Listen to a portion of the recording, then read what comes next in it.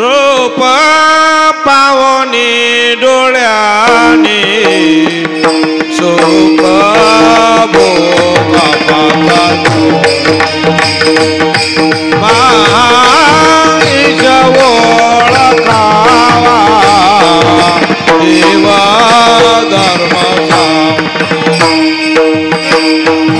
रूप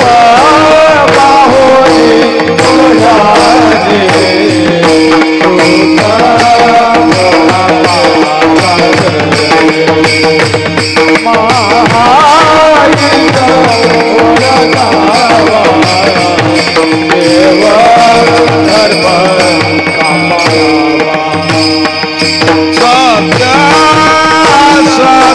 निवडे साधा वेद माईश ओळखावा देवा धर्म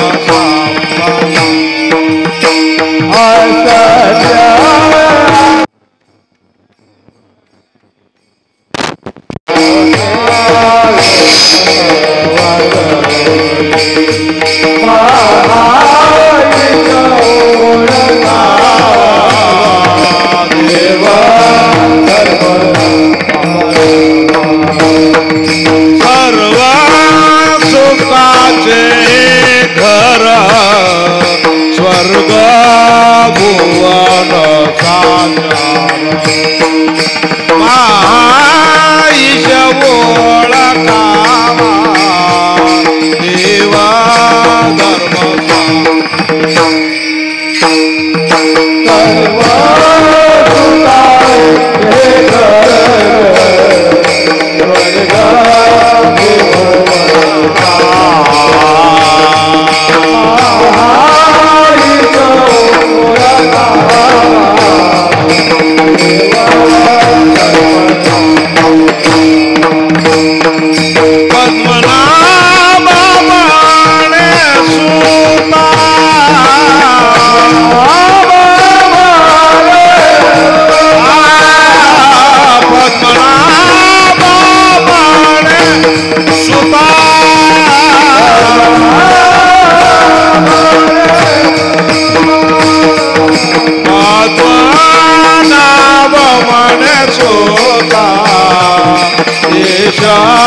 पायी देवी माईश ओळखावा देवा धर्म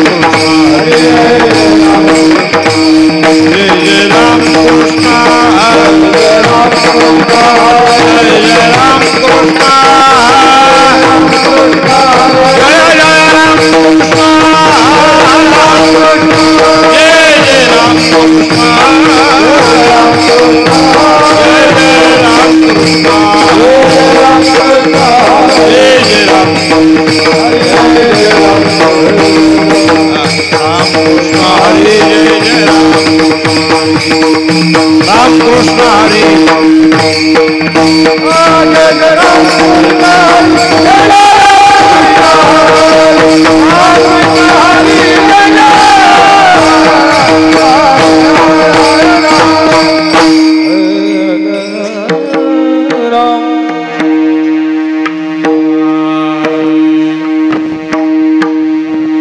पुण्यवंत वावे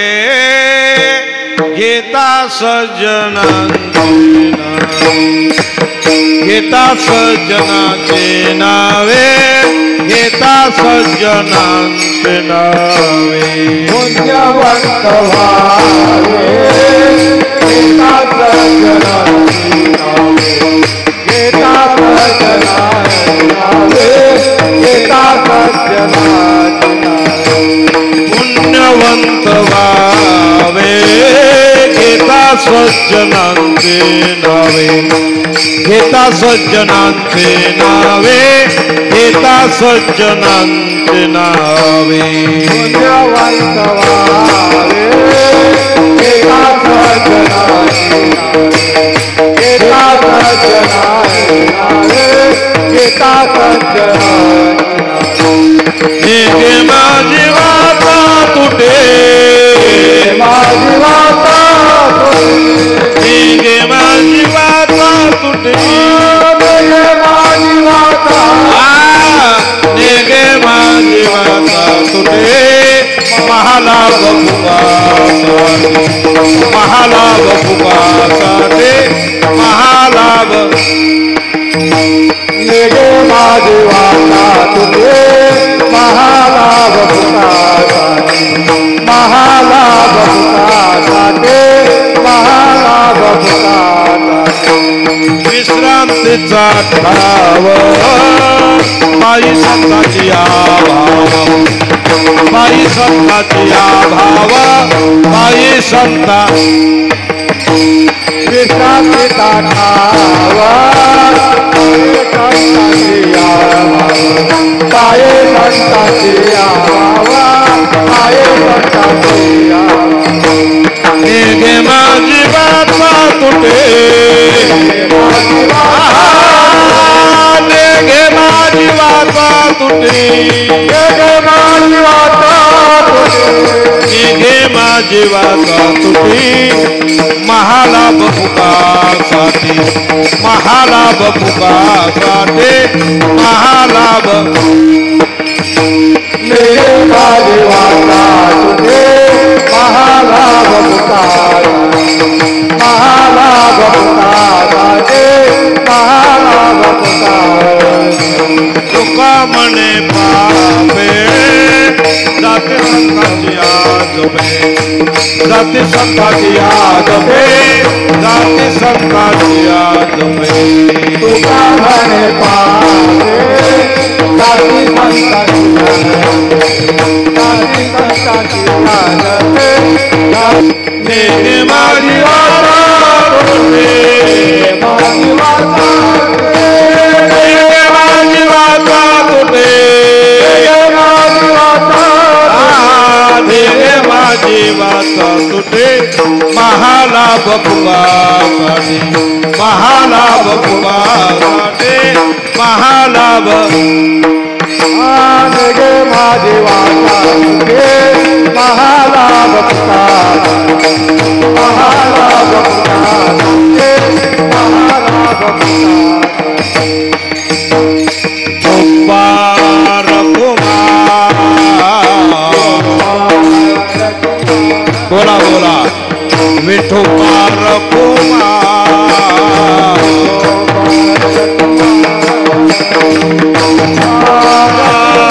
कुमार विठू कुमार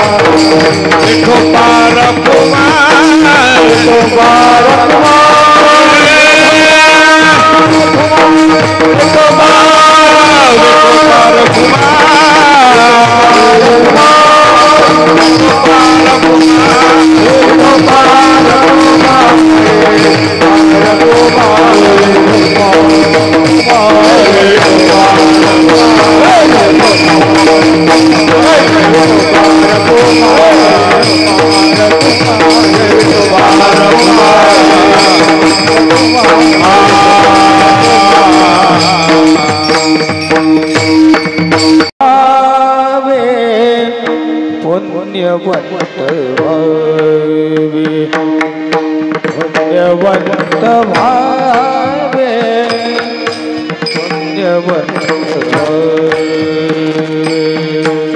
पुण्यवंत भावे पुण्यवंत भावे पुण्यवंत भावे पुण्यवंत भावे पुण्यवंत भावे पुण्यवंत भावे पुण्यवंत भावे पुण्यवंत भावे पुण्यवंत भावे पुण्यवंत भावे पुण्यवंत भावे पुण्यवंत भावे गीताय सचिन कांची नावे गीता सच कांची देखिए माझी बात येने माझी वाचा येने माझी वाचा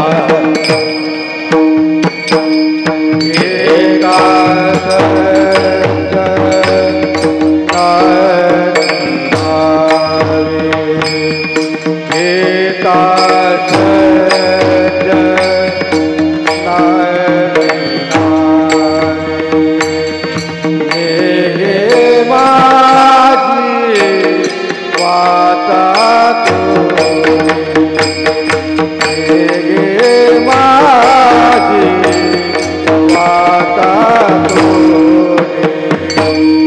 पुण्यवंत भावे पुण्यवंत भावे पुण्यवंत भावे पुण्यवंत भावे पुण्यवंत भावे पुण्यवंत भावे पुण्यवंत भावे पुण्यवंत भावे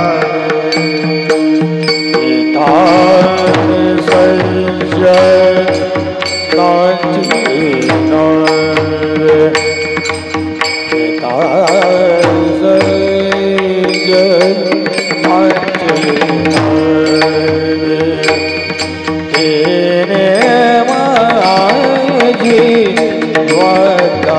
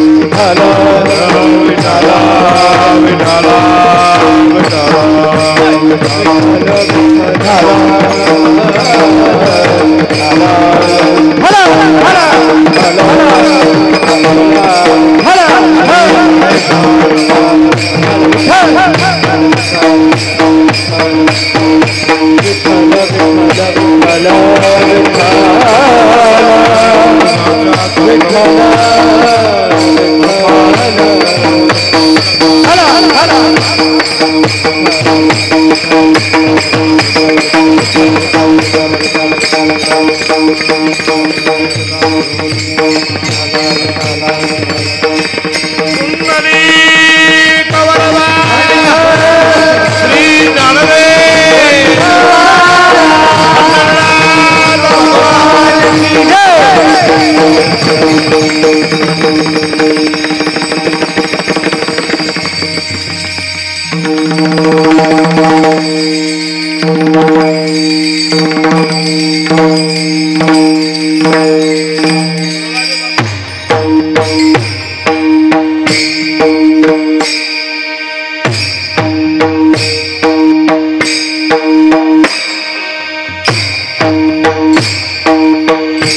अरे बोलत कोणच नाही. विठ्ठल विठ्ठल विठ्ठल विठ्ठल विठ्ठल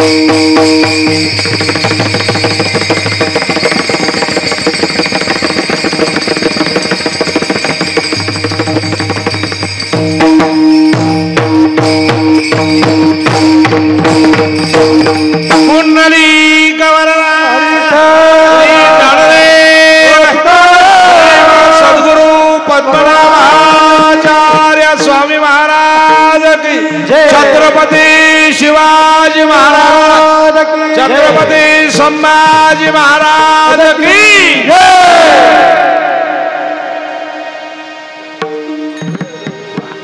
ओम नमो अनादि सिद्ध पुरातन, ओम नमो अनादि सिद्ध पुरातन, नमो अनादि सिद्ध पुरातन, ओम नमो अनादि सिद्ध पुरातन. लक्षांश नमना अलक्षा, लक्षाते नमना अलक्षा, लक्षाते नमना अलक्षा.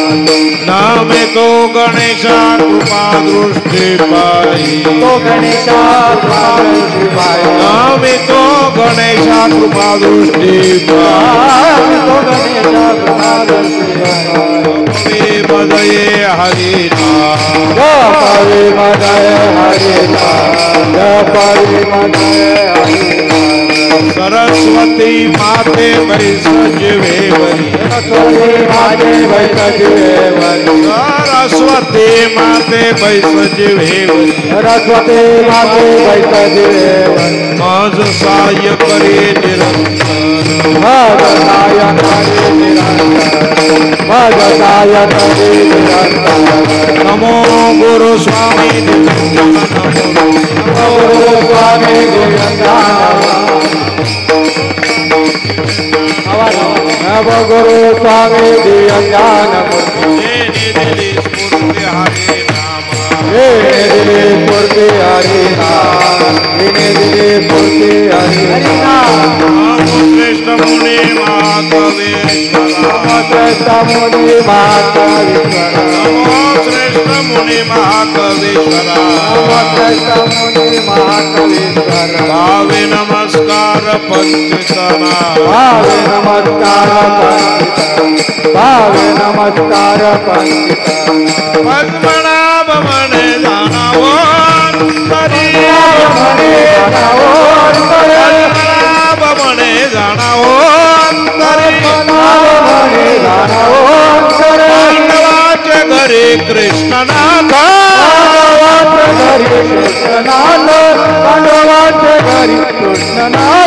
रवी तो गणेशा कृपा दृष्टी पाय,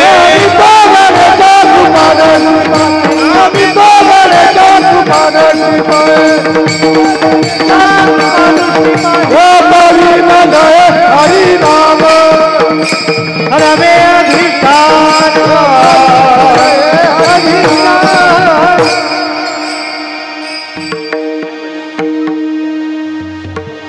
महायोग पीठे तटे भीमरत्यां वरं पुंडरीकाय दन्तु मुनीन्द्रे समागत्य तिष्ठन्तमानन्दकन्दं परब्रह्मलिंगम भजे पांडुरंग पांडुरंगा करू प्रथम नमन पांडुरंगा करू प्रथम नमन पांडुरंगा करू प्रथम नमन पांडुरंगा करू प्रथम नमन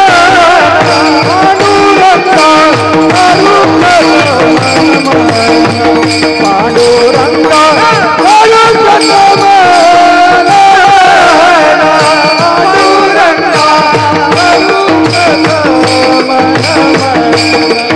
पांडुरंगा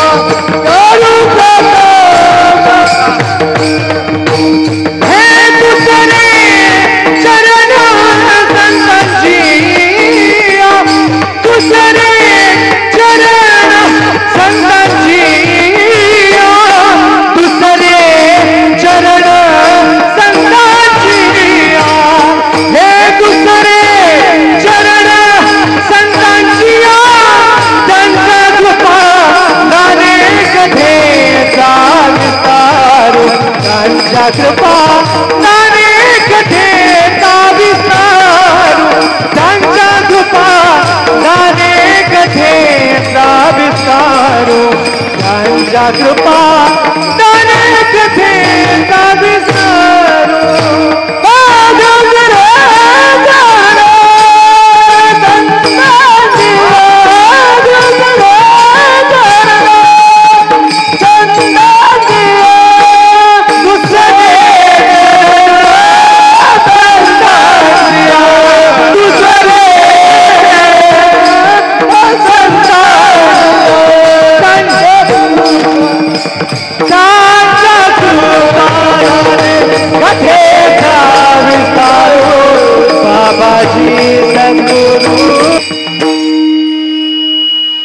त्यांच्या कृपादाने कथेचा विस्तारू बाबाजी सद्गुरु दास तुका याला एकदा लावून घे आणि पुन्हा काही करू नको एकच ठेवावा त्याला पुन्हा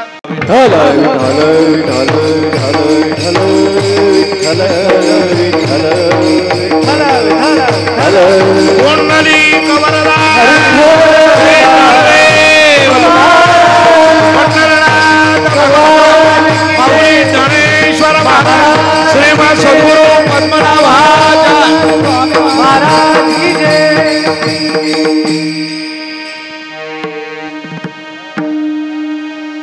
श्री पद्मनाभम गुरुराजवर्यम मुमुक्षान ज्ञानदानैकदक्षम टेंबोडे क्षेत्र निवासिनंतम नमामि वेदांत विंदावरिष्ठम सदाशिवम गुरुनौमि तरुणां विश्रुतम एषा चरण सन्निध्यातं जीवा मुक्ता भवन्ति त्रिनयन स्वामी विख्यातं ज्ञानदानं परायणं सदाशिवं गुरुवन्दे भवबन्धव विमुक्तये राजाधिराजरणरङ्गधीरं राजीवनेत्रं रघोषणातं कारुण्यरूपं करुणाङ्करन्ते श्रीरामचन्द्र शरणप्रपद्ये दत्तात्रेयमायोगो भगवान् भूत भावना चतुर्भुजो महाविष्णुयोग साम्राज्य दीक्षिता पदी नमितो पद्मनाभा पदी नमितो पद्मनाभा पदी नमितो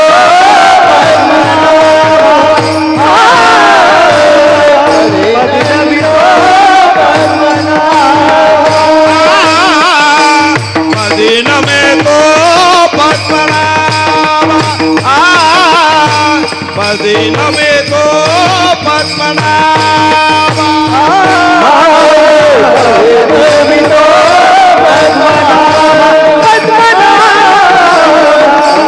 नमितो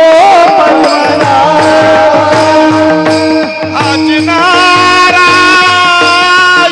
माधा आज नारायण नेगे माझी वाचा तुटे नेगे माझी वाचा तुटे मालाभ फुकासाठी विश्रांतीचा ठाव पायी संतांचे अभाव नेगे माझी वाचा तुटे महालाभ फुकासाठी तुका म्हणे पापे जाती संतांचे जपे नेगे माझी वाचा तुटे महालाभ फुकासाठी विठाला विठाला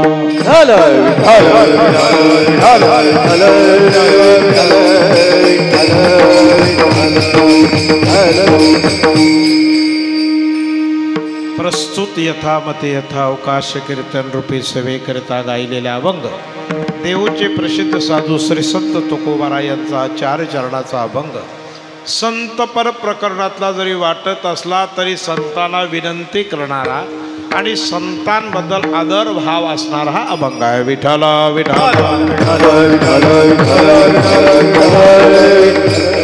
वास्तविक पाहता संतांच्या असणाऱ्या कीर्तीचा त्यांच्या अभंगवाणीचा विचार करणं आणि त्यावर बोलणं म्हणजे महादुरापास्त गोष्ट आहे. संतांचे विचार थोर आहेत महाराज. असतो ही कीर्तन सेवेकरता संतांचेच अभंग का घेतले जातात त्याचं कारण काय हो? नाही म्हणजे एखादं पिक्चरचं गाणं घेतलं तर काय होईल? त्याला कीर्तन म्हणता येणार, त्याला तमाशा असं म्हणतात. कीर्तन ही मर्यादा संतांची आहे आणि माझ्या गुरुवर्य नारदाचार्यांची गादी आहे. विठाला अभंग रचताना तुकाराम महाराजाने विचार केलाय. एक एक अभंग म्हणत असताना शिवानंद स्वामी सांगायचे तांब्याचा ढबू तापवायचा. तांब्याचा पूर्वी पैसे असायचे, असा ढबू असायचा. 1 आना 2 आना 6 आणे 8 आणे हे त्या कालचा हिशोब. तो तापवायचा आणि अभंग म्हणायचा आणि तो अभंग म्हणत असताना त्या जिभेवर ठेवायचा. जर भाजला नाही जीभ तर ते शब्द त्या अभंगात घालायचे. केवढी मोठी उक्ती आहे बघा, केवढी मोठी सायास आहे. या सायासाने जे निर्माण केलेली अभंग आहे हे अभंगवाणी कधीही भंगणार नाही. रामाचा सेतू भंगला पण तुकोबाचे अभंग भंगले नाहीत. विठाला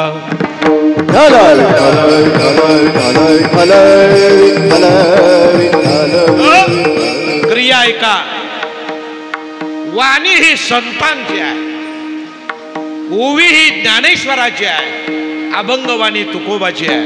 की याच्यामध्ये कुठल्याही प्रकारचा कधीही विचार केला जात नाही, कारण ते विचार करण्याच्या पलीकडचं आहे. विठाला विठाला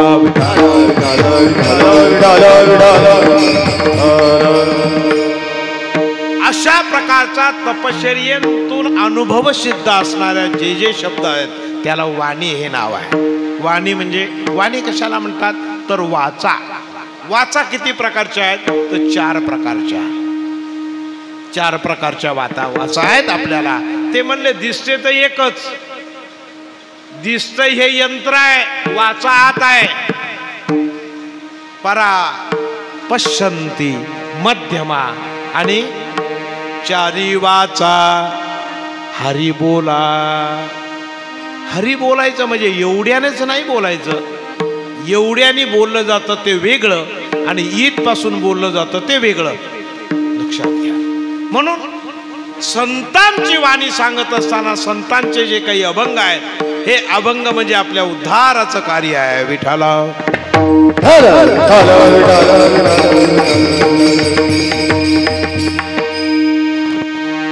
थोडं ह्याच्यामध्ये त्याच्यामध्ये साम्यता तुटली नाही पाहिजे असं एकमेकाला द्या.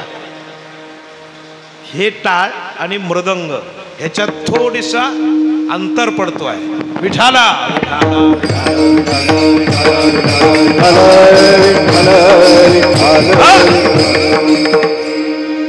एवढ्या करता या अभंगामध्ये तुकाराम महाराजांनी फार मोठंच म्हटलंय. पुण्यवंत व्हावे घेता सज्जनांची नावे नेगे माझी वाचा तुटी महालाभ फुकासाठी. असं म्हणलं तरी चालेल.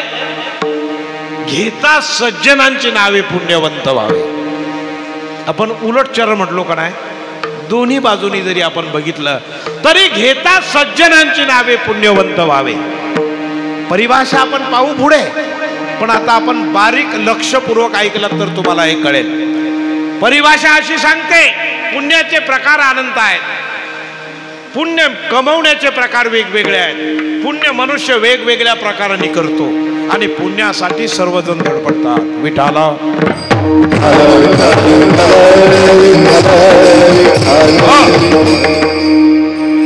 अशा प्रकारे झालं पाहिजे. नाही, दोन्ही सम मिळाले पाहिजे. सम मिळाले तर त्या विठ्ठलाच्या भजनाला मजा येते. विठाला आपल्याकडे अभंगाला पाहिजे असतो.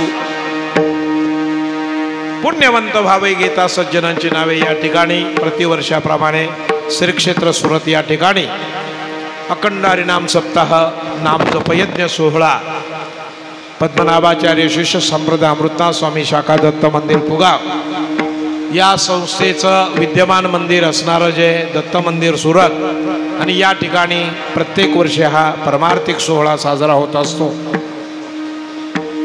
वास्तविक पाहता माझ्या सद्गुरू राया पद्मनाभ स्वामींची ही कृपा आहे आणि त्या कृपेच्या द्वारा गुरुवर्य त्रिरंग स्वामी, सदाशिव स्वामी, अंबरधर स्वामी, शिवानंद स्वामी, नरेंद्र स्वामी, नरेंद्रनाथ स्वामी या सर्वांच्या कृपा प्रसादे आपण सर्व शिष्यगण या ठिकाणी बसलेले आहोत. सद्गुरूच्या आशीर्वादातून प्राप्त झालेली ही आपल्याला परमार्थिक देणगी जीवनाला कुठेतरी शांत, मृण्मयी आणि उद्धारात्मक ठरणार आहे. तेव्हा प्रत्येकाने ही गोष्ट लक्षात घेतली पाहिजे की आपल्याला नितांत कशाची गरज आहे आणि संतांचं कार्य काय आहे आणि आपल्याला काय करायचं ही ज्या दिवशी आपल्या लक्षात येईल त्या दिवशी परमार्थ होईल. विठाला विठाला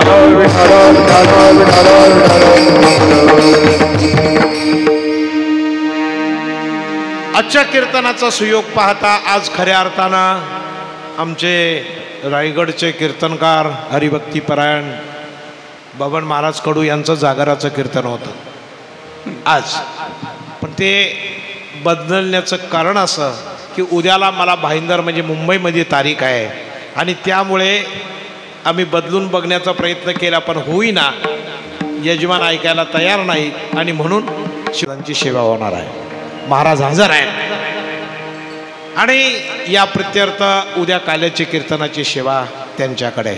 मी आता आपल्या ह्या सर्व सभागृहामध्ये देवांगना देवगण बसलेले आहेत. ह्याच्या ज्येष्ठ श्रेष्ठ मंडळी आमच्या श्री क्षेत्र माहीम या ठिकाणचे बालकृष्ण स्वामी महाराज दरवर्षाच्या सुरतचे वारीकर आहेत.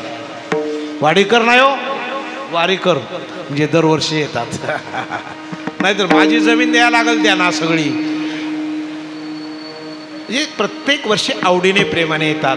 आमच्या बाणेताई दादा आले नाहीत, महाराज बाणे महाराज आठवण आली. कारण मोठा आनंद प्रेम बलकट प्रेम बांधा गाठी नाम हरीचे स्मराव. बलकट प्रेम असल्याशिवाय हे घडत नाही. तुम्ही सर्वजण या ठिकाणी येता. अध्यक्ष प्रतिवर्षी येत असतात. इथं जर बघितलं तर वाह, मोरे महाराज धन्य, आपणही वेळेत हजेरी. लंबर महाराज, गुळंबे महाराज, एकनाथ महाराज ही सगळं मंडळी आणि त्यातल्या त्यात आमचे महर्षी वांगणे बाबा. मोठा माणूस म्हणजे वजनाने नाही हो, वजनाने मोठा आहे पण विचारसरणी उंच आहे. ह्या सर्व मंडळीमध्ये सर्व मंडळी आपण या ठिकाणी आपल्या सद्गुरूच्या व्यासपीठावर अधिष्ठानावर आपण सगळे जमलेलो आहोत. एक तासा सव्वा तासाची सेवा आपल्याला किती येतं, कोणतं पुण्य आम्हाला लाभदायक आहे, आम्ही करतो ते बरोबर आहे का चूक आहे हे समजणं आपल्याला गरजेचं आहे. एक सिद्धांत ठेवतो, कर करी तू घाना करी करी तू. उसाचा घाना आहे, उसाचा रस पिळतो, त्याच्या तोंडामध्ये तूनच रस पडतो पण त्याला त्याची चव कळत नाही. असं होऊ नये. आपण करणारे कर्म जर आपल्याला फायद्याला येत नसेल, आपल्या उपयोगी पडत नसेल, आपल्या पदरात पडत नसेल, त्याचा उपयोग काय मला सांगा. परमार्थ हे जीवनाचं चिंतन आहे. संसार कळतो, संसार कुणाला कळत नाही असा एकही माणूस याच्यात नाही. एकही माणूस त्याच्यात सगळे संसारी अवघे. माझ्या घरात काय पाहिजे, कसं पाहिजे, सगळ्यांना कळतं पण हेच कळत नाही. लहान होतो तो मोठा कधी झालो हे कधी कळलंच नाही. मोठा होतो तो तरुण कधी झालो हे कळलंच नाही. तरुण होतो तो म्हातारा कधी झालो कळलं नाही. कळलं काय तुम्हाला? बाप होतो, तरुण होतो, बाप कधी झालो कळलं नाही. बाप होतो, सासरा कधी झालो कळलं नाही. कळलं तुम्हाला? मी सासरा कधी झालो?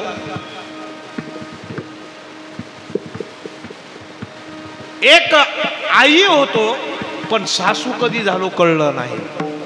कधी कळलं का आपल्याला? हे कोडं आहे बघा. संपत्ती होती गेली कधी कळली नाही आणि संपत्ती नव्हती आली कधी कळली नाही. कळलंय का कोडं? कधी तुम्हाला कधी संसारात सुटलाय का? याला संसार म्हणतात. अरे संसार संसार जसा तवा चुल्यावर, आधी हाताला चटके तेव्हा मिळते भाकर. तरुण होतो तो म्हातारा झालो कळलं नाही. कधी घरात ना बाहेर काढलं हेही कळलं नाही. कळलं का आपल्याला? काही कळत नाही. असो, मग आपल्याला विचार करायला पाहिजे. आपला विचार ज्या दिवशी जोपर्यंत आपल्याला कळला नाही तोपर्यंत आपलं वळून तरी काय? विठाला विठाला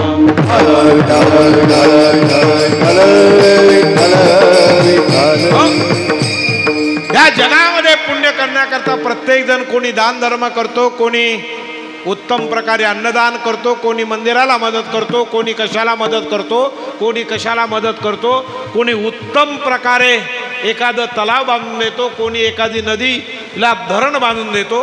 कशा करता? कोणी एखादी धर्मशाळा बांधून देतो, धर्मशाळेला मदत करतो, पुण्य करतो. प्रत्येक जण करतो. पण प्रत्येक जण करणाऱ्या पुण्याचा हिशोब मांडला त्याने. पुण्य सर्वश्रेष्ठ कोणतं? पुण्याचं त्यांनी या ठिकाणी विधान केलेलं आहे. आणि ते विधान करत असताना तुकाराम महाराज म्हणतात, अनेक प्रकारची पुण्य बघितली. दानेन यज्ञेन न तू कंकनेन, किंवा गोदान आहे. गायीच्या शिंगाला सोन्याची शिंगाचं कवर बनवायचं आणि अशा 100 गायी दान दिल्या, तेही पुण्यच आहे. नुसत्या गायी नाही, त्याला पायाला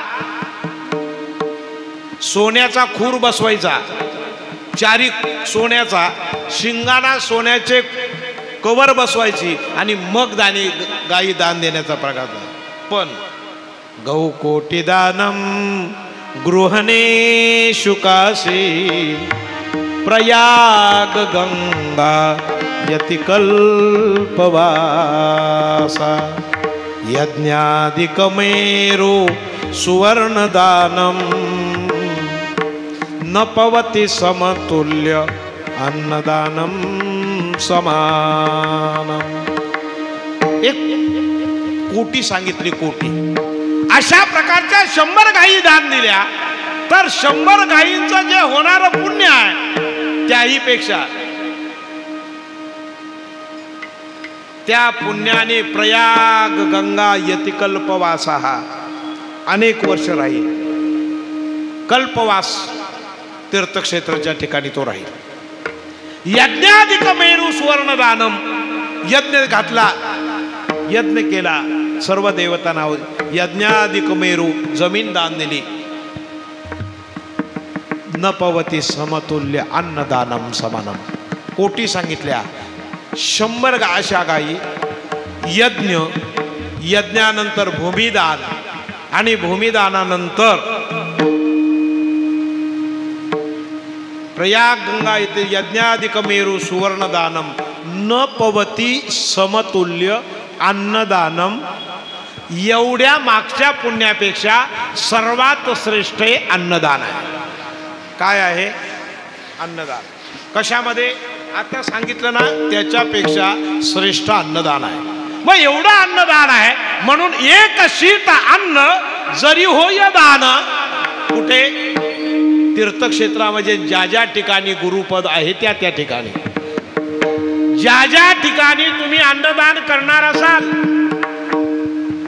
तर त्या पुण्याचं श्रेष्ठत्व या पुण्यापेक्षा एका पटीने मोठा आहे. एवढं तरी सुद्धा आपण जर विचार केला तर पुण्यवानामध्ये या गोष्टींनी पुण्य करणं, ते पुण्य अनेक प्रकारची जरी पुण्य केली तरी त्या पुण्यामध्ये थोडी बाधा आहे असं म्हणतात. विठाला विठाला विठाला.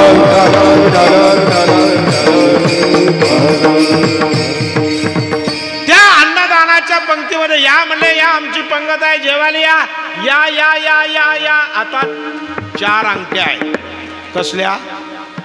सोन्याच्या 4 अंगठ्या आहेत. अहो यांना हे वाडा, यांना हे वाडा, यांना हे वाडा, यांना. अन्नदान कशा करता? यत्किंचित जरी दानामध्ये अभिमान झाला, यत्किंचित मेरू तो समान भार देवा. डोंगर माहिती आहे ना, देवाला तो जड वाटतो पण ते पुण्य बाधित होतं. ऐका, तुम्ही लक्षपूर्वक ऐका आणि ध्यानात ठेवा. जाग्यावर आहात ना? अन्नदान करताना, कोणतंही दान करताना जर अभिमान झाला तर ते पुण्य व्यर्थ जातं. पुण्यस्य फल मिच्छन्ति पुण्य मिच्छन्ति मानवा. त्याचा काही उपयोग होत नाही. एक दुसरी गोष्ट, आता त्याची दुसरी बाजू बघा. पुण्याचे 6च लोक मोठे आहेत. पुण्यश्लोको नलो राजा, पुण्यश्लोको युधिष्ठिरा, पुण्यश्लोको विदेहस्य, पुण्यश्लोको पंचीतन पांडवा. ही यादी झाली शास्त्राची. कोण कोण? नलो राजा, नल राजा. नल राजा म्हणजे सामान्य नाही, या पृथ्वीचं राज्य करणारा राजा. एवढं दान पुण्य एवढं सगळं करायचं ना, काय विचारू नका. नल आणि दमयंती ही ह्या सार्वभौम असणाऱ्या राजाची कुलाचारी पत्नी आणि नल राजा सर्व चारित्र्यवान, शीलवान, कुलवान, धनवान आणि दानवानही. एक कर्म चुकला. किती? एक कर्म. अन्नदान करीत असताना त्याने लघुशंकेला गेल्यानंतर पाय धुतले नाही. एवढ्याच दाना करता त्याला, एवढ्या आचरणा करता त्याला राज्य सोडावं लागलं. किती राज्य सोडावं लागलं? नर दमयंती राज्याच्या बाहेर गेल्यानंतर अशी परिस्थिती झाली, अन्न नाही, पशुपक्षी रडतायत, सगळे झाडे झुडं रडतायत. अरे बापरे, सगळेने फांद्या वाकवलेल्या आहेत. ह्या राजाला, एवढा मोठा राजा, दयाळू राजा, आणि या सगळे पाहत असताना शेवटी अवस्था झाली. दोघं नवरा बायको एका वस्त्रावर झोपलेली आहेत. पत्नीचा पदर त्याने अंथरला आहे आणि त्या पदरावर दोघं नवरा बायको अरण्यामध्ये जी फुलाच्या गादीवर झोपणारी नवरा बायको झोपलेली आहे. केवढं दुःख आहे.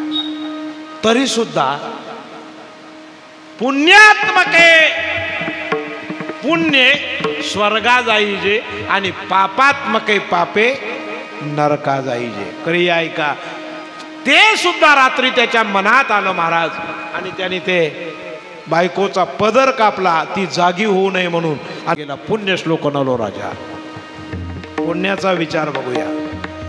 पुण्य श्लोको युधिष्ठिरा. धर्मराजा किती पुण्यवान. धर्मराजा 5 पांडवामधला किती पुण्यवान. एवढा पुण्यवान आहे, एवढा पुण्यवान आहे, त्यांनी अश्वमेध यज्ञ केले, सगळ्यांना भोजन घातलं.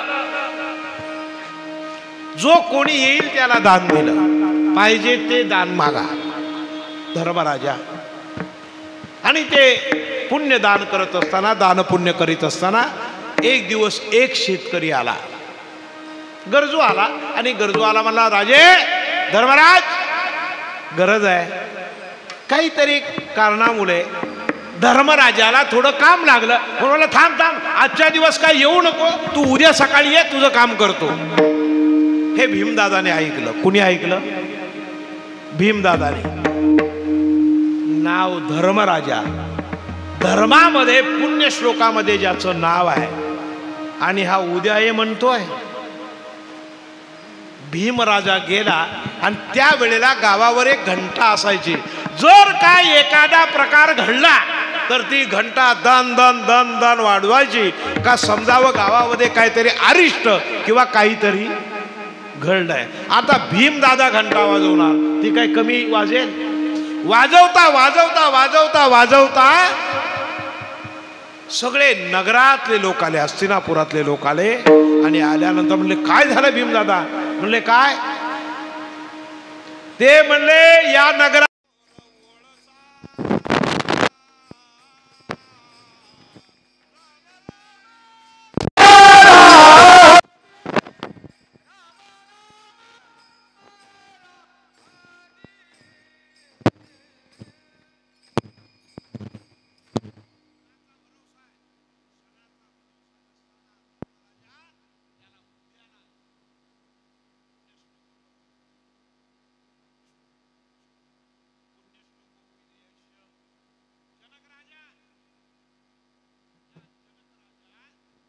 एवढा होता की प्रकारचं कुठल्याही प्रकारचं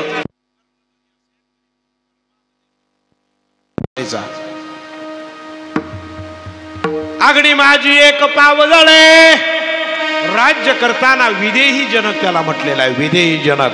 आणि हा विदेही जनक ते करत असताना त्या कर्मामध्ये याज्ञवल्क नावाचा आपले सद्गुरू, पहिले सद्गुरू कोण? नारदाचार्य. कृतायुगामध्ये कपिल मुनी जो, त्रेती याज्ञवल्की, द्वापारी दत्त नमावा वंद्याचे त्रिलोकी, कलियुगामध्ये पद्मनाभ जो ज्ञानराजमूर्ती, देवगणा ते बोध कराया नित्य फिरे जगती. ही परंपरा आहे आपली. आणि हीच परंपरा आलेली असताना त्या याज्ञवल्का जनक राजाला पुत्र नाही, मूलबाळ नाही. आणि म्हणून एक दिवस कोणी सांगितलं एकाने की याज्ञवल्क नावाचा एक मोठा यती आहे, त्यांच्या जर अक्षता तुमच्या डोक्यावर पडल्या तर तुम्हाला पुत्र संतती होईल. पण त्यांच्याकडे 2-2.5 हजार शिष्य होते. मोठा मेळा होता. ते म्हणले रोज एकेकाची पाळी, रोज रोज एकेकाची पाळी. आल्या आला, हा आला, तो आला. एक दिवस कंटाळला जनक राजा, कंटाळला आणि एक दिवस कर्माने का होईना अरण्यामध्ये शिकारीसाठी निघून गेला. आणि निघून गेल्यानंतर याज्ञवल्क आले, या अक्षता आता टाकायच्या कशावर? पुण्यश्लोको विदेयश, कशावर टाकायच्या ह्या? सगळ्यांना विचारलं तर म्हणलं राजा राणी, तर म्हणले गेली जंगलात फिरायला. गेल्यानंतर म्हणलं आता ह्या अक्षता याज्ञवल्क्याच्या आहेत, म्हणजे सद्गुरूच्या आहेत. सद्गुरूचा आशीर्वाद कधीही फुकट जात नाही. अनुभवे पाये शोधून या. तुम्ही अनुभव बघायचं. देवाचा आशीर्वाद फळणार नाही, पण सद्गुरूचा आशीर्वाद फळाला आल्याशिवाय राहत नाही. या टाकायच्या कुठे? ते म्हणले ते दोघे जण त्या पलंगावर झोपतात. लाकडाचा पलंग होता, त्याच्यावर अक्षता टाकल्याबरोबर ते सुकलेलं लाकूड त्याचा वृक्ष झाला. लोकांना आश्चर्य वाटलं. काय म्हणले? करंटे कपाल ज्याच्या नामन येवाचे. काय म्हणले जनक राजा? बारी आहे, कपाल करंट आहे. आज पुत्राची प्राप्ती झाली असती पण निघून गेला. हे कर्म आहे. कर्म दे ती झोळे, ते कोणाचे ना चाले, बंदी पडला वासुदेव. आईचे आई, जे देवाचे आई बाप सुद्धा बंदिशाळेत राहिले, याला कर्म आहे. ह्याच्या पाठीमागं तिकडे आपल्याला जायचं नाही. क्रिया आहे का? आणि मग मात्र राहिले पंचीतन पांडव. हे पंचीतन पांडवांचं जे कोण? पंचीतन पांडव, हा नारद, हरी, ब्रह्मा, विष्णू आणि सदाशिव. ऐशे जगतपित्या तुझे चिरंजीव. तया 5ही सुतांच्या नावे उद्भव, षडवंशी चतुर्वर्ण. 5 पुत्रास येऊनी हिंदू मंडळी, निर्मोनिया जारच कर सूक्ष्मावली. अनंत कोटी श्रेष्ठ गुरुमंडळी नमित आहेस महापुण्यवान. क्रिया आता तुम्हाला सांगतो. हे पुण्यवान लोक आहेत, तरी त्यांना पतन भोगावं लागलं. मग पुण्यवानाचं असं कोणतं पुण्य आहे त्या पुण्याने आपला उद्धार होईल. विठाला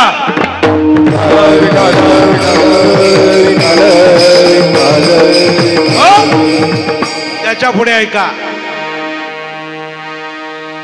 पुण्य करण्याच्या प्रतीक्षेमध्ये नहुष स्वर्गाधिपती झाला, परी तो राहाटी भांबावला, येर भुजंगत्व पावला क्षणा माझी. कोण? नहुष राजा. त्याने यज्ञ एवढे यज्ञ केले आणि केलेल्या यज्ञामध्ये अशी तुपाची धार हत्तीच्या सोंडेसारखी स्वर्गामध्ये घंटा वाजू लागली. सगळे देव दानव सुरनर मानव जन्मा जमले आणि म्हणले त्या वरच्या इंद्रा सांगले, म्हणलं तुझी जागा खाली चाल. नहुष राजा इंद्र झाला. नहुष राजा इंद्र झाला हे देवादिकामध्ये सगळीकडे चर्चा झाली. सगळीकडे अगदी बातमी वाऱ्यासारखी. सर्व देव गण नर सुन्नर मानव आता त्याला स्वर्गाला घेऊन जाणार. कुणाला? नहुष राजाला. तेवढ्यात त्याचं कर्म त्याला आडवं आलं. मी पुन्हा पुन्हा सांगतोय, जे पुण्य आपल्या कामाला येतं ते बाधित पुण्य न करताना कोणतं शुद्ध पुण्य आहे ते आपल्याला बघायचं आहे. तुम्ही लक्षपूर्वक ऐका. त्या नहुष राजाला पूर्व कर्मानुसार बुद्धी सुचली. हे म्हणले बरेच जण इंद्र झाले, पण ज्या इंद्राने असं कर्म केलं नाही ते कर्म मी करणार. ते म्हणले काय करावा काय करावं. रातभर विचार केला आणि विचार करता करता म्हणाला मी स्वर्गाला जाणार, इंद्राच्या गादीवर बसणार, देवाचा राजा होणार आणि मग मी सांगेल तसं सगळं माझं ऐकणार. सगळे देव या देवांचा मी राजा आहे, पण मी जाणार कसा, अशी काय कीर्ती करावी. मग त्याच्या डोक्यात आलं, नमो कश्यप अत्रि भारद्वाजम नमस्ते विश्वमित्र वशिष्ठ गौतम जामदाग्नि नमस्ते वस्तादिक मुनि सप्त कश्य तस्याम भवेत् पुण्य प्राप्तिर्न च संशयः. हे 7 ऋषी, हे 7 ऋषींना आमंत्रण केलं त्याने आणि बोलावलं. आणि बोलावल्यानंतर सांगितलं, हे ऋषीवर्य मी सांगतोय, मी आता इंद्रपदाचा अधिकारी आहे, म्हणजे मी इंद्र आहे, मी इंद्राच्या गादीवर बसणार आहे. पण मृत्यू लोकात जाताना एवढं मी पुण्य केलंय, एवढं पुण्य केलंय, इंद्रपद जोडलं. तुकाराम महाराजांनी त्याच्यावर शेरा मारला.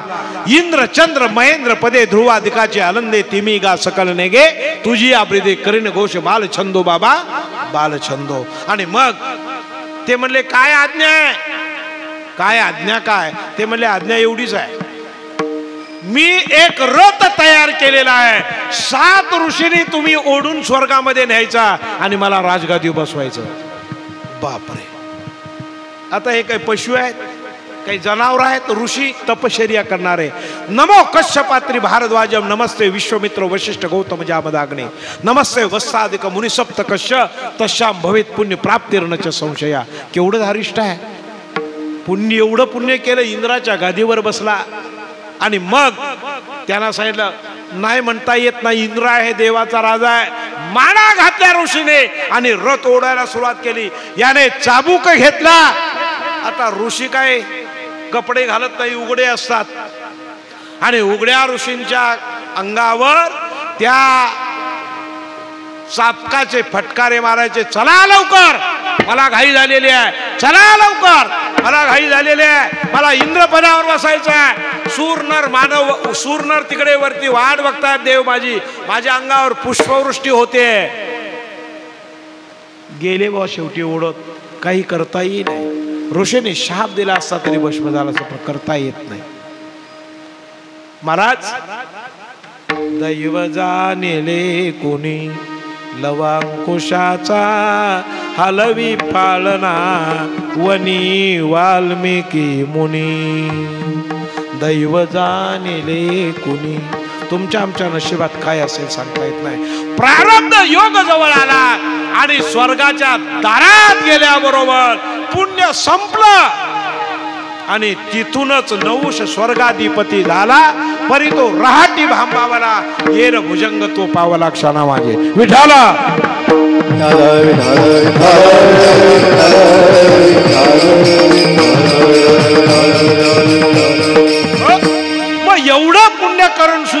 अवस्था ही प्राप्त होते, तर शुद्ध पुण्य कोणतं आहे? या पुण्यामध्ये अहंकार झाला, तुका म्हणे वाया गेला. मग शुद्ध पुण्याचा तुकाराम महाराजांनी अनुभव घेतला. अरे शुद्ध पुण्य आहे अभंगाचं पहिलं चरण.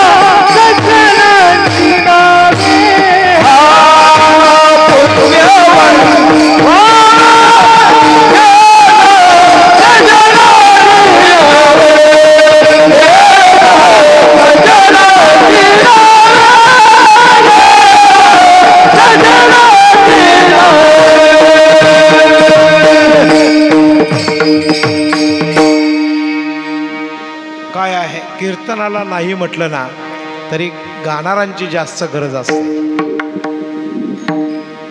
आपली ही मुलं सुंदर गातात, त्याच्याबद्दल वादच नाही. त्या सुन्या बाबा तर काय ते प्रख्यातच आहे. आला का लक्षात? तुमचा उत्तमही चांगला आहे, भरत महाराज उत्तम आहे. ही तुम्हा सर्व सूरजच्या मंडळींना जगवणारी आहेत, आनंद देणारी आहेत, दुःख देणारी नाही. दुसरी गोष्ट अशी, आज इथे उपस्थित विनोद महाराज जे हजर राहिले तलवलीचे आहे. माझ्या झी टॉकीजच्या कीर्तनामध्ये गायक म्हणून हेच होते. तुम्हाला अजूनही पाहायला मिळेल. माझं झी टॉकीजचं कीर्तन ज्याने ऐकलं तेव्हा गायक ते मोठे गायक आहेत. चारी तालुक्यामध्ये त्यांचा पहाडी आवाज फार सुंदर असतो आणि प्रामाणिक.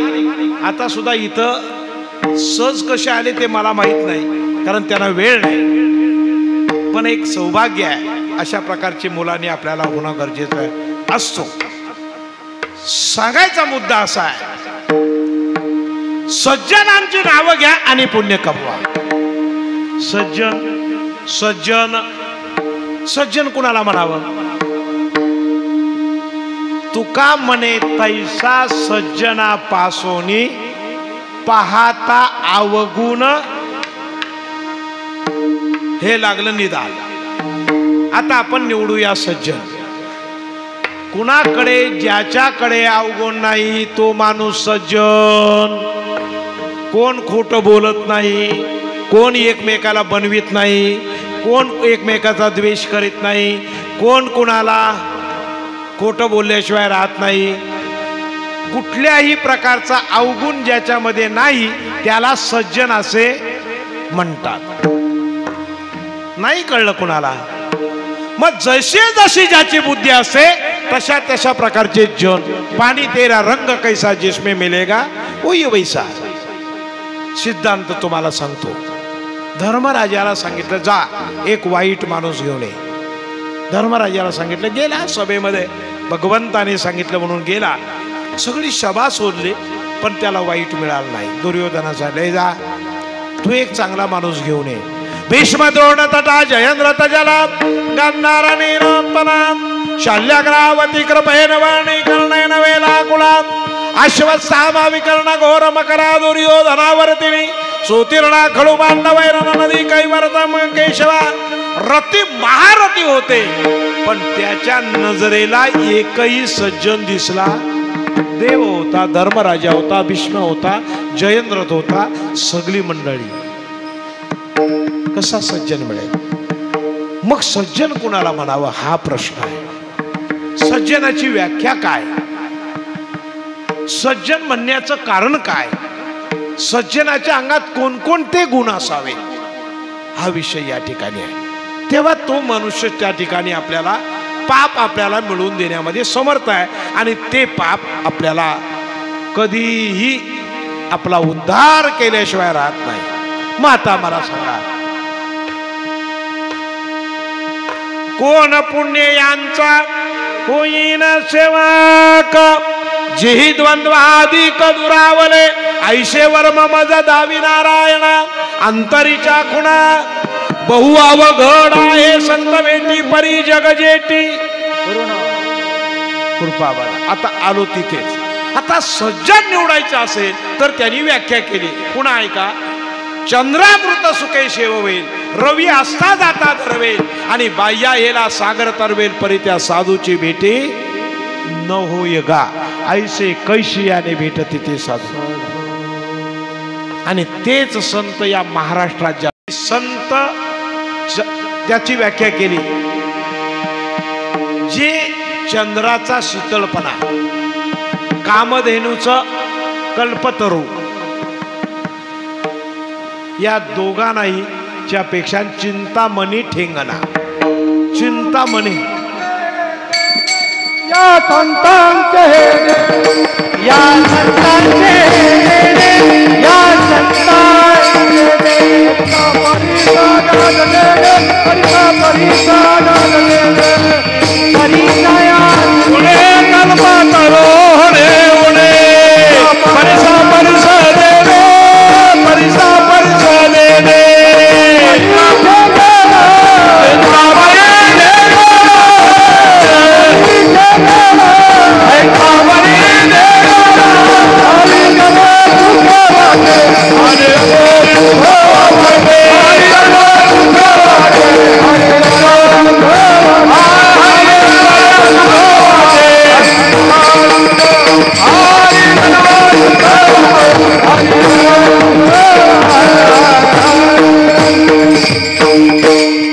या संताशी भेटत अरे संसाराची गाथा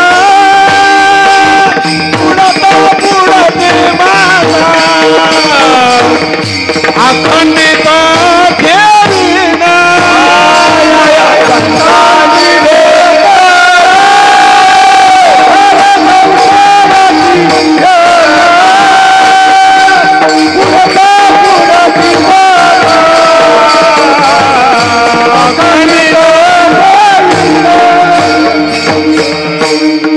संतांची व्याख्या करीत असताना एका अभंगामध्ये केली. जे का रंजले गांजले त्यासे म्हणे जो आपुले तोची साधू ओळखावा देव तेचे जाणावा. आता ऐका संतांची काय शक्ती आहे. या जगाला कलिकालाला संतांच्या ठिकाणची व्याख्या वेगळी आणि या जगाला सर्वांनी काळाने खाल्लेला आहे. तुमच्या आमच्यावर काळाची सत्ता आहे, संतांवर नाही. संतांनी त्यांच्या माथा दिला पाय, म्हणजे काळाच्या माथावर पाय दिला. आपण लगेच बघून जाऊ. ऐका. तुकाराम महाराज जन्माला आले, संसार केला, परमार्थ केला आणि एवढं करून हा देह काळाच्या हातात दिला नाही. कशात बसून गेले?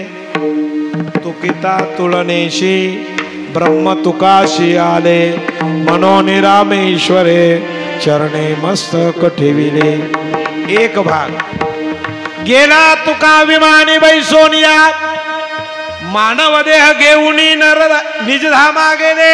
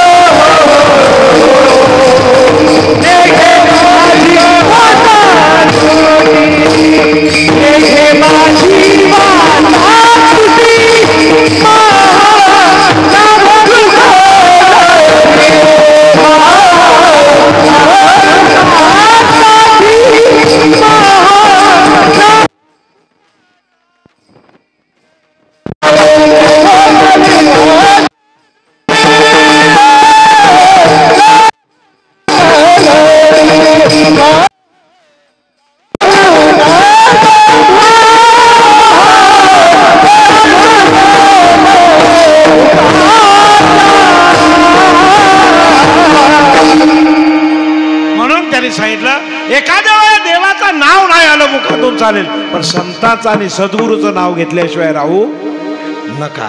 म्हणून तर आपण प्रत्येक दिंडीमध्ये सकाळी प्रत्येक कार्यक्रमाला सद्गुरुरायांचं आणि संतांचं नाव घेतो. या संतांच्या नावाला महत्व आहे, कारण तुका म्हणे तुमच्या पायाच्या आधारे उतरे न खरे भवनदी. यांच्या पायाला महत्व आहे.